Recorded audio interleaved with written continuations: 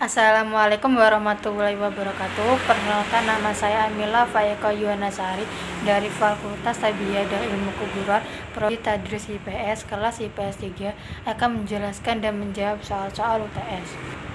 Soal pertama yaitu jelaskan yang saudara ketahui tentang metode penafsiran Al-Quran.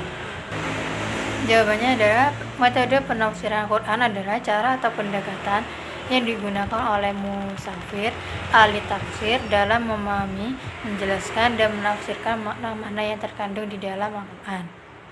Tujuannya adalah untuk mencapai pemahaman yang komprehensif dan mendalam tentang maksud dan tujuan ayat-ayat Al-Quran.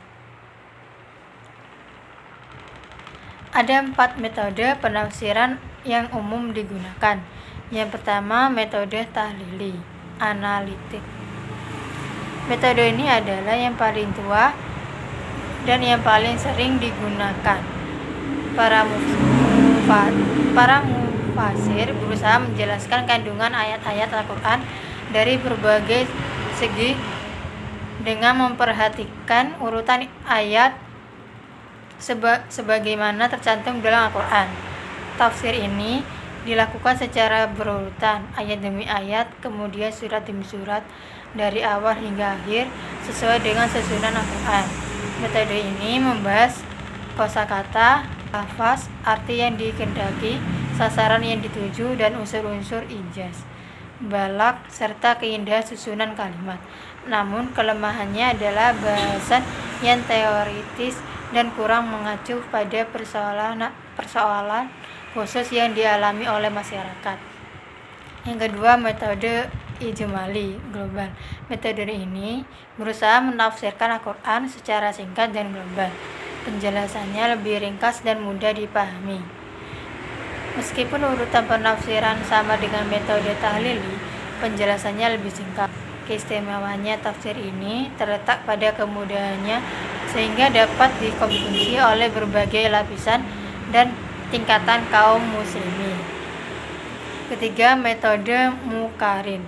Metode ini membandingkan ayat-ayat Al-Quran dengan ayat-ayat lain yang memiliki kesamaan tema atau konteks.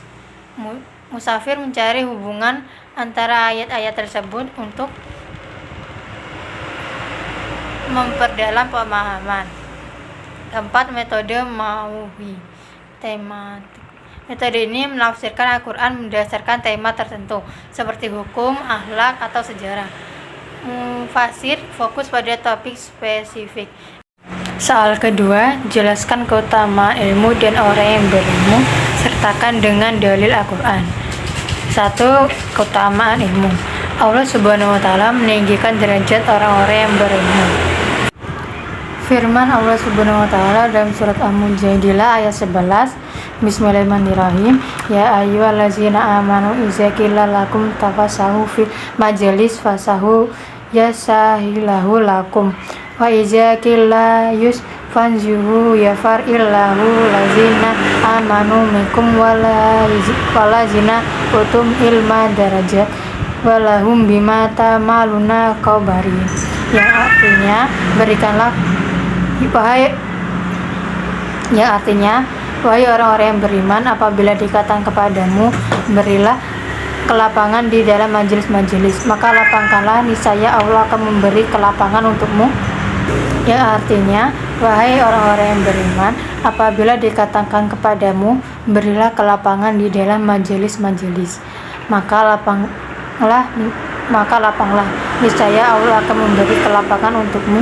Dan apabila dikatakan berdirilah kamu, maka berdirilah, niscaya Allah akan mengangkat derajat orang-orang yang beriman di antaramu dan orang-orang yang diberi ilmu beberapa derajat. Dan Allah Maha teliti apa yang kamu kerjakan.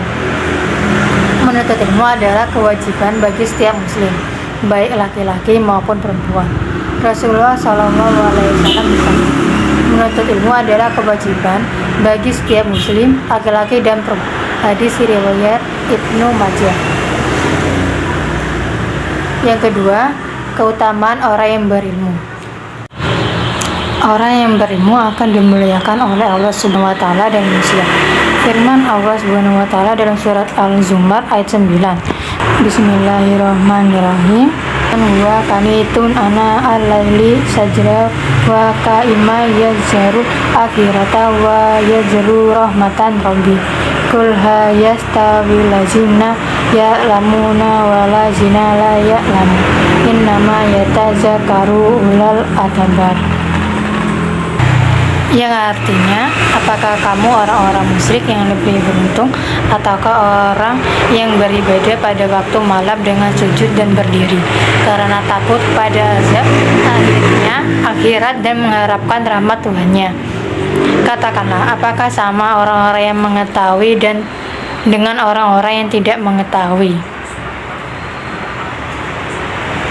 Sebenarnya hanya orang yang berakal sehat yang dapat menerima pelajaran. Orang yang berilmu akan dijadikan teladan dalam masyarakat. Rasulullah SAW bersabda, sesungguhnya ulama adalah pewaris para nabi. Hadis riwayat At-Tirmidzi. Soal nomor 3, jelaskan nasihat-nasihat apa saja yang disampaikan Luqman kepada anak-anaknya sebagaimana terdapat dalam surat Al-Luqman ayat 13-19.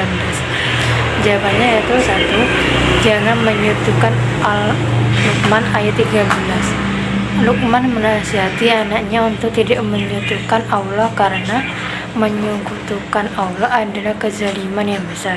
Yang kedua, berbakti kepada orang tua. Luqman ayat 14-15. Luqman menasihati anaknya untuk berbakti kepada orang tua, terutama ibu. Dia mengingatkan bahwa ibu telah mengandungnya dengan susah payah. Yang ketiga, bersyukur kepada Allah. Luqman ayat 16. Luqman menasihati kepada anaknya untuk bersyukur kepada Allah atas nikmatnya yang diberikannya. Yang keempat, amal salih. Luqman ayat 16-17. Luqman menasihati anaknya untuk melakukan amal salih seperti menegakkan sholat, menyuruh berbuat ma'ruf dan mencegah dari kemungkaran. Yang kelima, sabar dan tidak sombong. Luqman ayat 17-18. Luqman menasihati anaknya untuk bersabar dalam menghadapi segala cobaan dan tidak bersikap sombong. Yang keenam, sederhana dalam berjalan dan berbicara. Luqman ayat 19. Luqman menasihati anaknya untuk berjalan dengan tenang dan tidak terlalu keras dalam berbicara. Soal keempat, sebagai calon sarjana muslim, berikan pendapat saudara mengapa moderasi beragam sangat dibutuhkan saat ini, serta berikan dalil Al-Quran yang sesuai. Jawabannya yaitu 1. Menghindari ekstremisme dan radikalisme. Ekstremisme dan radikalisme dalam beragam dapat menimbulkan konflik, kekerasan, dan ketidakstabilan sosial. Moderasi beragam mengajarkan untuk menghindari sikap berlebihan yang bisa merusak tatanan sosial dan kemanusiaan. Yang kedua, menciptakan kedamaian dan keharmonisan dalam masyarakat yang semakin plural dan multikultural. Moderasi beragam membantu menciptakan kedamaian dan keharmonisan dengan cara menghargai dan menghormati perbedaan. Ini penting untuk mencegah konflik antar kelompok. Yang ketiga, menjaga persatuan dan kesatuan. Moderasi beragam berperan dalam menjaga persatuan dan kesatuan umum. Dengan pendekatan yang moderat, perbedaan pandangan dan praktik keagamaan bisa dijembatani sehingga tidak menimbulkan perpecahan. Keempat, menjadi contoh kebaikan. Sebagai umat Islam, menunjukkan sikap moderat dapat menjadi teladan kebaikan bagi orang lain. Ini sesuai dengan ajaran Islam yang mengajarkan umatnya untuk menjadi rahmat lil alamin, rahmat bagi seluruh alam. Dalil dari Al-Quran yang mendukung konsep moderasi beragam adalah surat Al-Baqarah ayat 143. Bismillahirrahmanirrahim. Maka zalika ja'alnakum ummatan litakunu syuhada 'alan nasi wa yakuna rasulullahu 'alaikum syahida wa man ja'alna qiblatakum ta'ala illa lama mayatabi Rasulullah mimma yaqalibu ala akibat wa in kana jaka birati illai alai zir handala wa man kana liyu imanakum inna lahu binasi ufurahim. Artinya, dan demikian pula kami telah menjadikan kamu umat Islam, umat pertengahan, agar kamu menjadi saksi atas perbuatan manusia dan agar Rasul Muhammad menjadi saksi atas perbuatan kamu. Kami tidak menjadikan kiblat yang dahulu kamu berkiblat kepadanya, melainkan agar kami mengetahui siapa yang mengikuti Rasul dan siapa yang berbalik ke belakang. Sungguh pemindahan kiblat itu sangat berat, kecuali bagi orang yang telah diberi petunjuk oleh Allah, dan Allah tidak menyia-nyiakan imammu. Sungguh Allah Maha Pengasih, Maha Penyayang kepada manusia. Ayat ini menegaskan bahwa umat Islam dituntut untuk menjadi umat yang adil dan seimbang, yang merupakan inti dari moderasi beragam. Yang kedua, surat Al-Hujurat ayat 13. Bismillahirrahmanirrahim. Ya ayyuhal nasu inna khalaqnakum min zakarin wa unsa wa ja'alnakum syu'uban wa qabaila lita'arafu inna akramakum indallahi atqakum innallaha alimun khabir. Ya, artinya, wahai manusia, sungguh kami telah menciptakan kamu dari seorang laki-laki dan seorang perempuan. Kemudian kami jadikan kamu berbangsa-bangsa dan bersuku-suku agar kamu saling mengenal. Sungguh Allah Maha Mengetahui, Maha Teliti. Ayat ini mengajarkan pentingnya saling mengenal dan menghormati perbedaan di antara manusia, yang merupakan prinsip dasar dalam moderasi beragam. Sekian dari saya, kurang lebihnya mohon maaf. Wassalamualaikum warahmatullahi wabarakatuh.